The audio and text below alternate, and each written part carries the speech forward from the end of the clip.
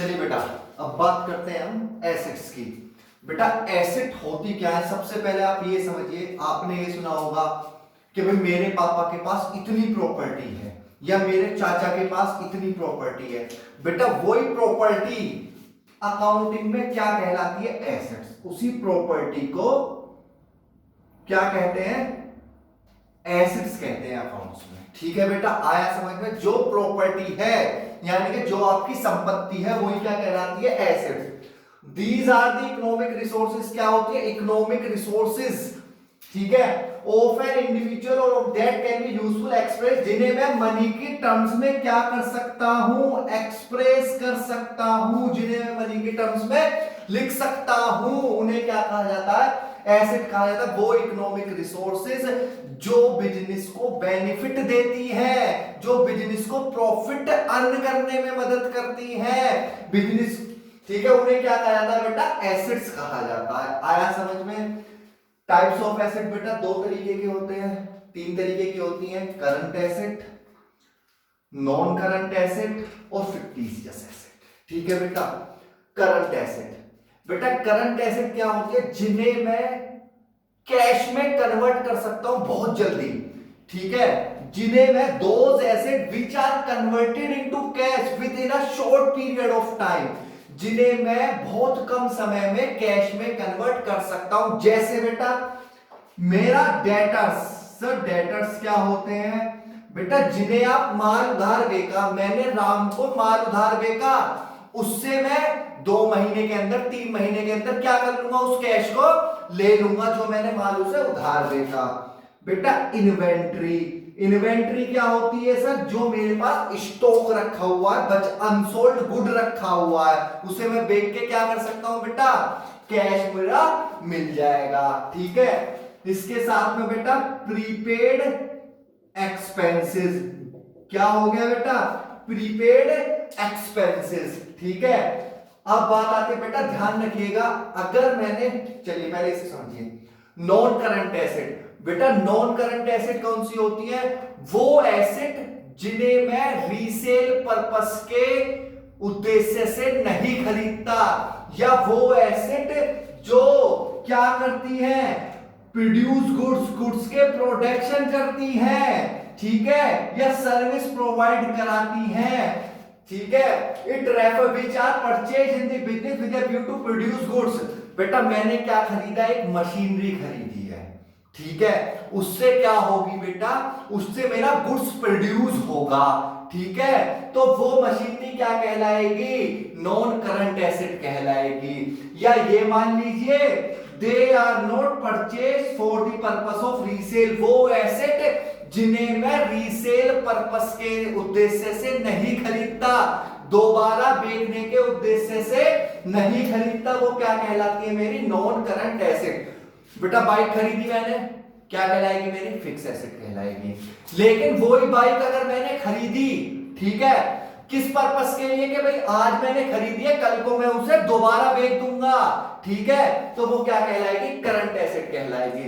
ये मार कर बेटा क्या कहलाएगा मेरा, करंट एसेट। ठीक है,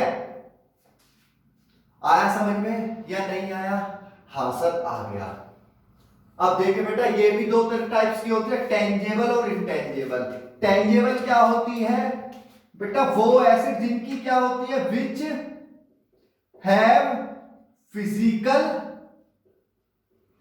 एक्सिस्टेंस, यानी कि जिन्हें मैं देख सकता हूं, कैन बी सीन और टच्ड, जिन्हें मैं देख सकता हूं, छू सकता हूं, मैं कर सकता हूं। सर जैसे बेटा लैंड, ठीक है, बिल्डिंग, ठीक है, फर्नीचर, मोटरसाइकिल, आपका फोन, ये सारी क्या कहलाती है बेटा, मेरी टेंजेबल फिक्स एसेट कहलाती है। इंटेंजेबल क्या होती है, which do not have physical existence, यानी कि बेटा जिनकी फिजिकल एक्सिस्टेंस नहीं होती, जिन्हें मैं क्या नहीं कर सकता, कैन नॉट बी सीन और टच्ड, जिन्हें मैं देख नहीं सकता, छू नहीं सकता, केवल क्या कर सकता हूं, उसे महसूस कर सकता हूं। सर क्या बात कर रहे हैं बेटा, ऐसी भी एसेट होती हैं जिन्हें आप क्या करते हैं, केवल महसूस होते हैं। सर जैसे बेटा गुडविल, गुडविल क्या होती है, रेपुटेशन, ठीक है, यानी कि मार्केट में आपकी वैल्यू। जैसे बेटा एप्पल हो गया, कितना भी महंगा फोन आ जाए, कस्टमर क्या खरीदते हैं, उसके उसे ही परचेस करेंगे। किसकी वजह से, क्योंकि उसकी मार्केट में गुडविल बनी हुई है, ठीक है, रेपुटेशन बनी हुई है। कंप्यूटर सॉफ्टवेयर्स आप बेटा उस पर वर्क कर रहे हैं, ठीक है, लेकिन उसे देख नहीं सकते, केवल उसे क्या कर सकते हैं, महसूस कर सकते हैं। आया बेटा समझ में या नहीं? अभी मैंने क्या बताया आपको, non current asset. Sir non current asset वो एसेट जिन्हें मैं रीसेल पर्पस के उद्देश्य से नहीं खरीदता, जिन्हें मैं खरीदता हूं किसके पर्पस से, बेटा गुड्स को प्रोड्यूस करने के, सर्विस प्रोवाइड कराने के उद्देश्य से। जैसे सर क्या हो गया बेटा, जैसे एग्जांपल लैंड, बिल्डिंग, फर्नीचर, ठीक है बेटा। अब ये भी टू टाइप्स की होती है, करंट, एक टेंजेबल और इनटेंजेबल। टेंजेबल जिसे देख सकता हूं, छू सकता हूं, ठीक है, जैसे क्या हो गया बेटा, ये रहा मार्कर, देख सकता हूं, मेरा फोन हो गया, ठीक है बेटा, मेरी बाइक हो गई, इन्हें क्या कर सकता हूं मैं, लैंड हो गया, मेरी बिल्डिंग हो गई, फर्नीचर हो गया, मेरा लैपटॉप हो गया, ये सारी चीजें क्या होती है, टेंजेबल। इनटेंजेबल क्या होती है, जिन्हें मैं केवल क्या कर सकता हूं, महसूस कर सकता हूं बेटा, देख नहीं सकता, छू नहीं सकता, केवल क्या कर सकता हूं, महसूस कर सकता हूं, जैसे गुडविल। और बेटा करंट एसेट क्या होती है, वो एसेट जिन्हें मैं बहुत कम समय में कैश में कन्वर्ट कर सकता हूं, those asset which are converted into cash within a short period of time. बेटा डेफिनेशन इसकी काफी बड़ी हुई है, लेकिन फिलहाल आपके +1 लेवल पर क्या है, इतनी ही सफिशिएंट है। अब क्या बात करते हैं बेटा, एक और हो गया मेरी फिक्टिशियस एसेट, ठीक है बेटा। फिक्टिशियस एसेट क्या होती है बेटा, फिक्टिशियस एसेट होती है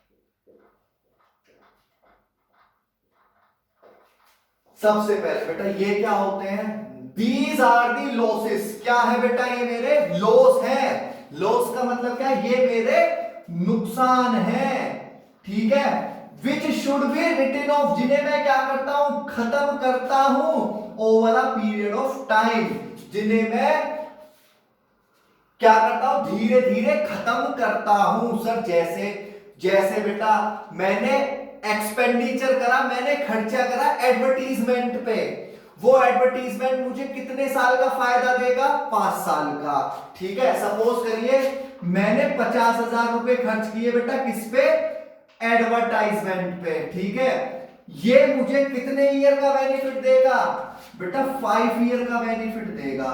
तो बेटा एक बात बताइए, इस साल का खर्चा केवल कितना होगा, सर 50,000 का खर्चा 5 साल का बेनिफिट देगा, तो इस साल का 10,000 का खर्चा हुआ करंट ईयर का।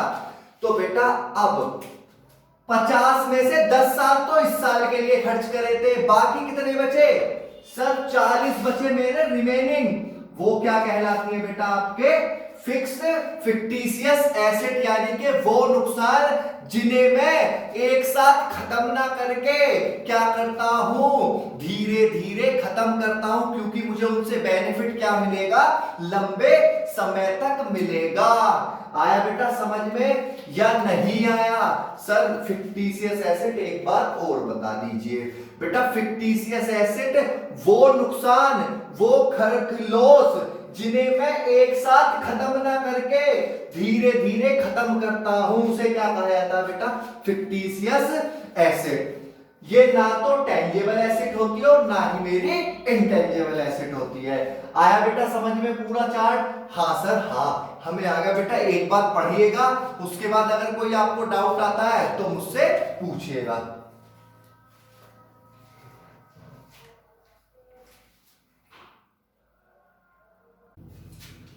चलिए बेटा बात करते हैं हम किसकी, लायबिलिटीज की। सर लायबिलिटीज क्या होती है बेटा, it refers to amount owed, यानी कि मैंने क्या ले रखा है बेटा, उधार ले रखा है। किसने? बिजनेस ने।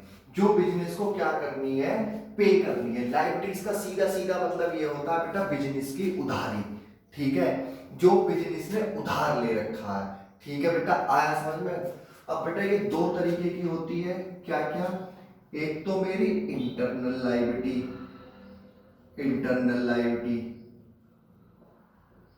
और एक क्या होती है बेटा, एक्सटर्नल लायबिलिटीज। क्या होती है? एक्सटर्नल लायबिलिटीज, ठीक है बेटा। इंटरनल लायबिलिटी क्या होती है बेटा? इंटरनल लायबिलिटी होती है लायबिलिटी टुवर्ड्स ओनर,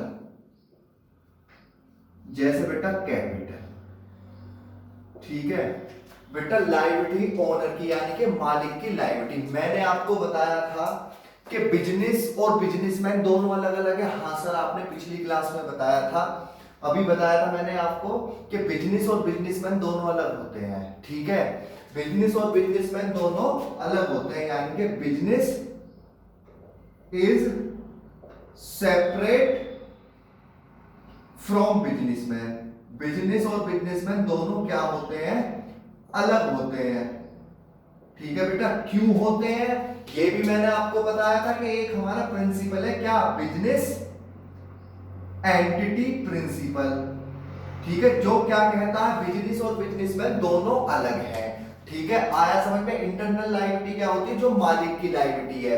मालिक की लायबिलिटी क्या है? जो उसने पैसा लगाया हुआ है, ठीक है। एक बार बताइए, उसने मुझे उधार दिया है बेटा पैसा, तो ये मेरी भी तो जिम्मेदारी है, ये मेरी भी तो रेस्पॉन्सिबिलिटी है। मैं कौन? बिजनेस। बेटा एक बात समझ लीजिए, अब आपको क्या डील करना है, अपने आप को बिजनेस समझना है बस। मेरी जिम्मेदारी क्या है कि मुझे क्या करनी है, जो उसने पैसा उधार दिया है मुझे उसे क्या करना है, प्रॉफिट कमा के देना है, ठीक है। आया समझ में? यानी बेटा एक्सटर्नल लायबिलिटी क्या होती है? Liabilities towards outsider, outsider sir मतलब बेटा इंटरनल लायबिलिटी क्या हुई? जो मालिक ने पैसा लगाया हुआ है। एक्सटर्नल क्या होगी? मालिक के अलावा मैंने जिससे भी पैसा उधार लिया है, मैंने बैंक से लोन लिया है, मैंने उधार माल खरीदा है, कुछ भी करा, वो क्या होती है बेटा? मेरी एक्सटर्नल लायबिलिटी। यानी कि बिजनेस के बाहर के लोगों से, ओनर को छोड़कर बाकी मैं किसी से भी पैसा उधार लूं या किसी से भी माल उधार लूं, किसी से भी लोन लूं, बेटा वो मेरी क्या कहलाती है? आउटस्टैंडिंग एक्सटर्नल लायबिलिटीज कहलाती है। आया समझ में? सर हमारी समझ में आया। लायबिलिटी होती है बिजनेस की उधारी, जो बिजनेस को पे करनी पड़ेंगी। ये दो टाइप्स की होती है, इंटरनल और एक्सटर्नल। सर इंटरनल का मतलब तो होता है जो मालिक की उधारी है, जैसे सर कैपिटल हो गई। एक्सटर्नल का मतलब होता है बाहर के लोगों की, यानी कि बिजनेस के मालिक की छोड़कर बाकी जो भी उधारी है वो क्या कहलाती है? External liability. बेटा अब ये भी दो तरीके की होती है। क्या होती है बेटा? सर ये भी दो तरीके की होती है, एक तो non current, non current liabilities, और एक current liabilities, current liabilities. Sir इसे हम बताएं? हाँ बेटा बताइए सर। नॉन करंट का मतलब जहां पर करंट नहीं आएगा, और करंट का मतलब जहां पर करंट आएगा। नहीं बेटा, ऐसा नहीं है।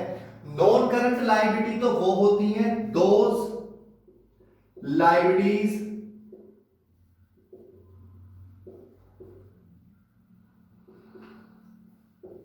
should be paid after 1 year, ठीक है बेटा। वो उधारी जिन्हें मैं 1 साल के बाद चुकाऊंगा उन्हें क्या कहा जाता है बेटा? नॉन करंट लायबिलिटी कहा जाता है। Those liability which should be payable after the expiry of 1 year, ठीक है। यानी कि जो बेटा मेरे लंबे समय की उधारी होगी, जिसे मैं 1 साल के बाद चुकाऊंगा, ठीक है, उसे क्या कहा जाता है बेटा? Non current liability. और बेटा करंट लायबिलिटी क्या होती है? दोज लायबिलिटीज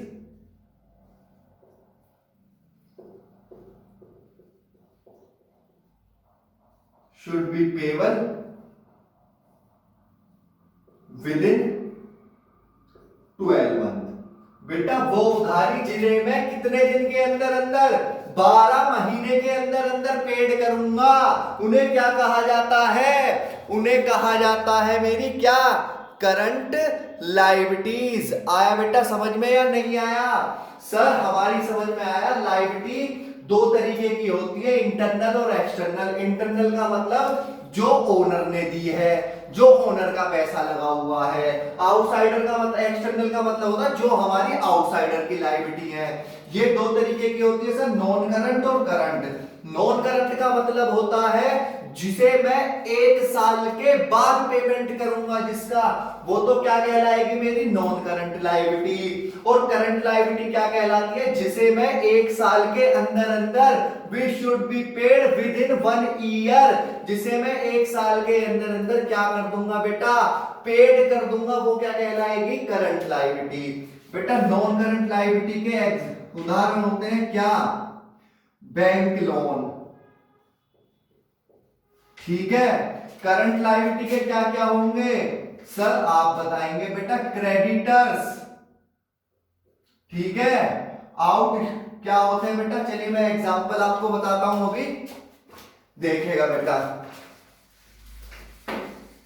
ये समझ में आया बेटा। इसके एग्जांपल क्या क्या होते हैं नॉन करंट लायबिलिटी के, लॉन्ग टर्म लोन, जितने भी मेरे क्या होंगे, लॉन्ग टर्म लोन होंगे, उन्हें क्या कहा जाएगा, नॉन करंट लायबिलिटी, या फिर बेटा इसका दूसरा नाम लॉन्ग टर्म लायबिलिटीज भी है। मैं क्या भी कह सकता हूं इसे, लॉन्ग टर्म लायबिलिटीज भी कह सकता हूं। अब बेटा एग्जांपल क्या होते हैं करंट लायबिलिटी के, देखिएगा बेटा, करंट लायबिलिटी के एग्जांपल ऑफ करंट लायबिलिटीज क्या होते हैं बेटा, क्या क्या हो सकती है।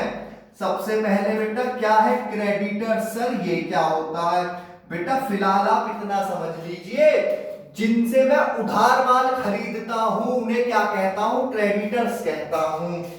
बेटा बिल्स पेबल, सर ये क्या होता है बेटा, ये क्या है, क्रेडिटर्स। अगर मेरे ऊपर क्या लिख देता है, बिल लिख देता है, तो उसे क्या कह देते हैं, बिल्स पेबल। ये भी हम बाद में चर्चा करेंगे बेटा। उसके बाद आउटस्टैंडिंग एक्सपेंसेस, सर ये क्या होते हैं बेटा, आउटस्टैंडिंग एक्सपेंसेस होते हैं ऐसा खर्चा जो अभी देना बाकी है, खर्चा हो गया पर देना बाकी है, ठीक है बेटा।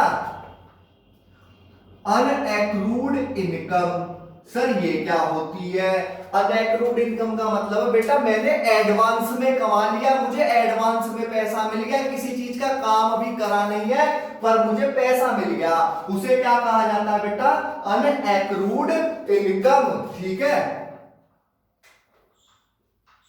अनएक्रूड इनकम बेटा आया समझ में सर। नॉन करंट लायबिलिटी कह लीजिए या लॉन्ग टर्म लायबिलिटीज कह लीजिए, जितने भी मेरे लॉन्ग टर्म्स लोन होंगे वो तो उसमें आते हैं। करंट लायबिलिटी वो लायबिलिटी जिसे मैं 12 महीने के अंदर अंदर पेड कर दूंगा, उसे क्या कहा जाता है बेटा, करंट लायबिलिटी। सर आपने इसके एग्जांपल लिखाए हुए हैं बेटा, ये रहे एग्जांपल इसके, क्या क्या है बेटा, क्रेडिटर्स हो गया, बिल्स पेबल हो गया, आउटस्टैंडिंग एक्सपेंसेस, अनएकर्ड इनकम। सर ये आप हमें बाद में एक्सप्लेन करेंगे। हाँ बेटा ये सारी चीजें आगे चलकर आएंगी, फिलहाल आप छोटा छोटा ध्यान रखिएगा।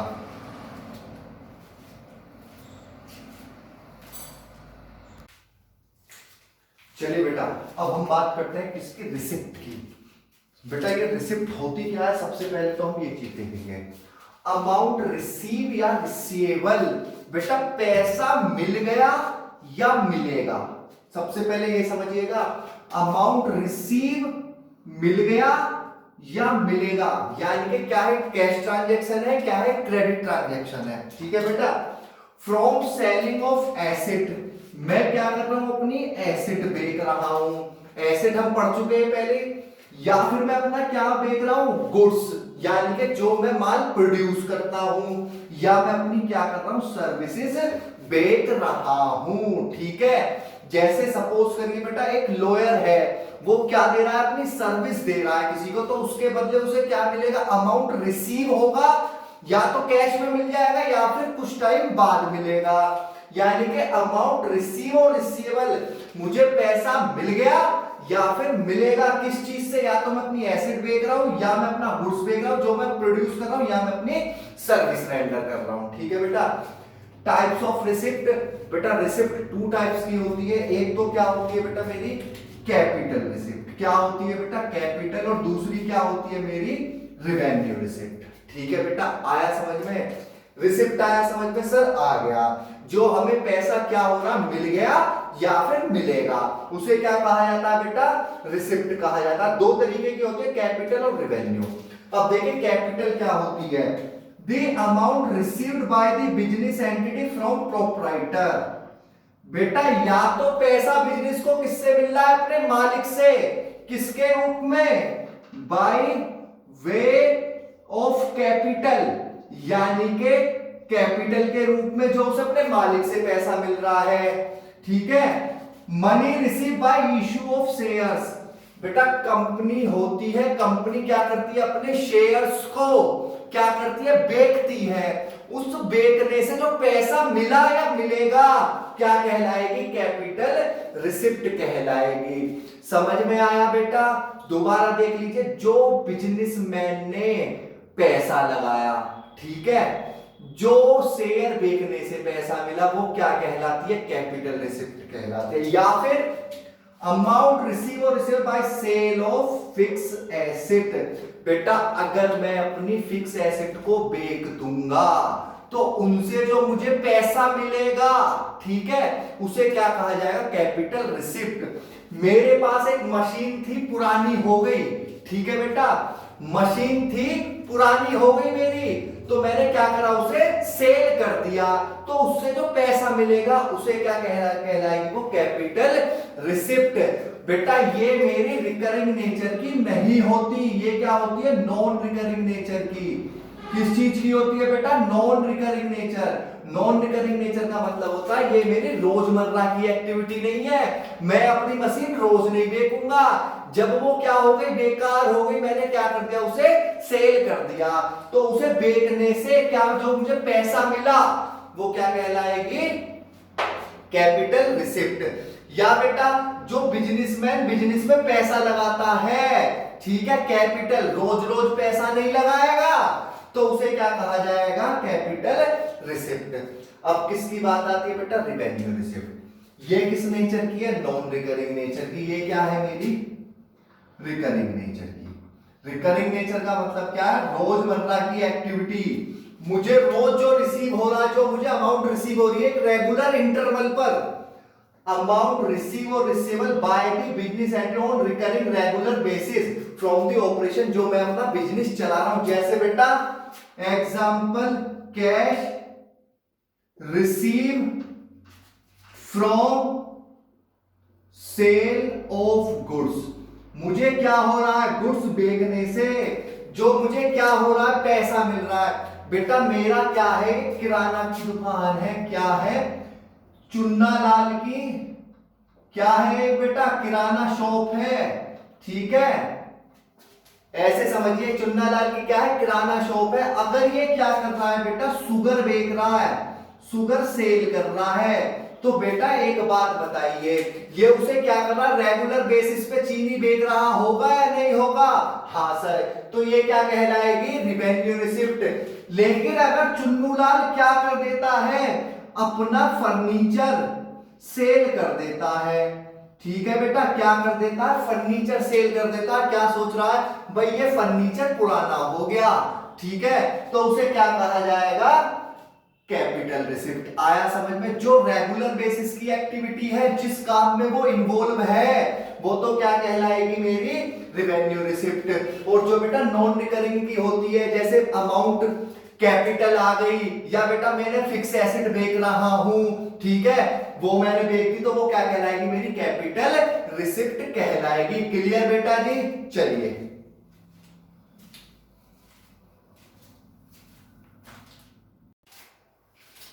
चलिए अब बात करते हैं एक्सपेंडिचर की। मनी स्पेंट, या तो मैंने पैसा क्या कर दिया? खर्च कर दिया, या फिर लायबिलिटी इनकर्ड, क्या हो गई? मेरी उधारी बढ़ गई। बेटा इसका मतलब क्या? या तो मैंने नगद खरीदा होगा, जब नगद खरीदा होगा तो पैसा खर्च करा होगा, और उधार खरीदा होगा तो क्या करा होगा, मेरी लायबिलिटी बढ़ी होगी। क्या करते हुए, for acquiring goods and services, या तो मैंने कोई गुड्स खरीदा है या मैंने कोई सर्विस ली है, मैंने कोई ट्रांसपोर्टेशन सर्विस ली है, या मैंने किसकी बैंकिंग सर्विस ली है, या मैंने क्या खरीदी है, एसेट खरीदी है, तो उसे क्या कहा जाता है, एक्सपेंडिचर। कौन सा वाला, कैपिटल एक्सपेंडिचर, उसे क्या कहा जाता है बेटा, एक्सपेंडिचर। आया समझ में या नहीं? पैसा खर्च कर दिया, यानी कि चाहे आपने नगद खरीदा है, क्या है, आपने उधार खरीदा है, ठीक है, क्या खरीदा है, या तो आपने कोई सामान खरीदा है, या आपने सर्विस ली है, या आपने कोई एसेट खरीदी है, संपत्ति खरीदी है, उसे क्या कहा जाएगा, एक्सपेंडिचर कहा जाएगा। ये तीन टाइप्स की होती है, एक आपका कैपिटल एक्सपेंडिचर, रिवेन्यू एक्सपेंडिचर और डेफर्ड रेवेन्यू एक्सपेंडिचर। ठीक है बेटा, सबसे पहले बात करते हैं रिवेन्यू एक्सपेंडिचर की। बेटा सैलरी दे रहे हैं आप, मान लीजिए एक किराना स्टोर है, उसके यहां पर क्या है, एक सर्वेंट रहता है जिसे वो कितनी सैलरी देता है, 5000 पर मंथ की क्या देता है, उसे सैलरी देता है। आपके पड़ोस में एक किराना स्टोर है, ठीक है, उस पे एक सर्वेंट रहता है, वो उसे कितनी सैलरी देता है, 5000 रुपए पर मंथ। तो बेटा पूरे साल की कितनी हुई सर, 6000। तो बेटा एक बात बताइए, 60,000, ये जो 60,000 मैंने इस पूरी साल पेड करा, उसका बेनिफिट मैंने ले लिया उससे या नहीं ले लिया? हाँ सर, हमने सैलरी तभी पेड करी होगी जब उसने क्या काम करा होगा, पूरी साल काम किया होगा। ठीक है बेटा, ऐसे खर्चे जिनका बेनिफिट आप उसी साल में ले लेते हैं उन्हें क्या कहा जाता है, revenue expenditure. Those expenditure which are incurred in the firm during an accounting period. Accounting period mainly बेटा एक साल का होता है, ठीक है, या तो फाइनेंशियल ईयर होगा, क्या होगा, फाइनेंशियल ईयर। फाइनेंशियल ईयर क्या होता है, फाइनेंशियल ईयर 1 अप्रैल से स्टार्ट होगा और 31 मार्च को एंड होगा। एक क्या होता है आपका कैलेंडर ईयर, कैलेंडर ईयर 1 जनवरी टू 31 दिसंबर। यानी कि मैंने वो उस अकाउंटिंग पीरियड में खर्चा कराया, उसका बेनिफिट भी मुझे क्या मिला है, उसी अकाउंटिंग पीरियड में मिला है। ठीक है, उसे क्या कहते हैं, रिवेन्यू एक्सपेंडिचर, यानी कि वो खर्चे जिनका बेनिफिट मुझे उसी वर्ष मिलता है, उसी साल मिलता है, उसे क्या कहा जाएगा, रिवेन्यू एक्सपेंडिचर कहा जाएगा। जैसे बेटा एग्जांपल के तौर पर सैलरी पेड कर रहे हैं आप, ठीक है, रेंट पेड किया आपने, आपने इंटरेस्ट लोन लिया है किसी से, इंटरेस्ट और लोन पेड किया है, ठीक है, कमीशन पेड किया, ये सारे क्या होते हैं आपके रिवेन्यू एक्सपेंडिचर होते हैं। आया समझ में सर, हमारी समझ में आया। ऐसे खर्चे जो अपना बेनिफिट उसी ईयर में दे पाते हैं, ठीक है बेटा, वो क्या कहलाते हैं, रिवेन्यू एक्सपेंडिचर। कैपिटल क्या होंगे बेटा, ऐसे खर्चे जिनका मैं बेनिफिट क्या करता हूं, लंबे समय तक लेता हूं। जैसे मैंने, इसी ने किराना स्टोर वाले ने क्या खरीद लिया बेटा, बिल्डिंग खरीद ली है। क्या खरीद ली, बिल्डिंग खरीद ली है। वो चलेगी सालों साल या नहीं चलेगी? हाँ सर। लंबा चलेगी? हाँ सर। तो ऐसे खर्चे जो मुझे लंबे समय तक बेनिफिट देते हैं उन्हें क्या कहा जाएगा, कैपिटल एक्सपेंडिचर कहा जाएगा। All those expenditure which are incurred by organization for acquiring fixed asset, fix asset को एक्वायर करने में। और फिक्स एसेट क्या होती है आपकी, लैंड, बिल्डिंग, फर्नीचर। आपने फर्नीचर खरीदा, लंबे समय तक बेनिफिट देगा, हाँ सर, तो क्या कहलाएगा, वो कैपिटल एक्सपेंडिचर कहलाएगा। The benefit of these assets occur for the year over a number of accounting period, यानी कि लंबे समय तक बेनिफिट देती है। या सिंपल भाषा में आप क्या समझ लीजिए, अगर मैं कोई एसेट खरीदने पे खर्चा करता हूं तो वो क्या कहलाएगा, कैपिटल एक्सपेंडिचर। उसका बेनिफिट मुझे लंबे समय तक मिलता है। रिवेन्यू एक्सपेंडिचर जब मैं नॉर्मल रूटीन के खर्चे करता हूं, जैसे सैलरी दे दी, रेंट दे दिया, जिनका बेनिफिट मुझे उसी पीरियड में मिलता है, उसे क्या कहते हैं बेटा, रिवेन्यू एक्सपेंडिचर। थर्ड क्या आता है, डेफर्ड रेवेन्यू एक्सपेंडिचर। ऐसे खर्चे, ऐसे रिवेन्यू एक्सपेंडिचर जिनका फायदा 1 साल से ज्यादा में मिलता है उन्हें क्या कहा जाएगा, डेफर्ड रिवेन्यू एक्सपेंडिचर। सर कैसे? बेटा आपने एडवर्टीजमेंट या आपने क्या कराया, आपने अपने घर पर व्हाइट वॉश कराई है, ठीक है, क्या कराई है बेटा, व्हाइट वॉश कराई है, उस पर कितना कितना खर्चा किया है, 10,000 का, ठीक है। आपके घर में आपके भाई की शादी है, आपने क्या करा लिया, व्हाइट वॉश करा लिया, कितना खर्चा किया है, 10,000। आपको पता है आपके पापा को कि भाई अब पेंट कराने के बाद अब आपकी सिस्टर की शादी में पेंट कराना पड़ेगा, ठीक है, सिस्टर की शादी 2 साल बाद करेंगे, तो ये जो 10,000 रुपए मैंने खर्च करे हैं वो कितने साल के लिए करे हैं, 2 साल के लिए। हाँ सर, तो ऐसे रिवेन्यू एक्सपेंडिचर जो मुझे क्या देते हैं, 1 साल से ज्यादा का बेनिफिट देते हैं, उन्हें क्या कहा जाता है, डेफर्ड रिवेन्यू एक्सपेंडिचर।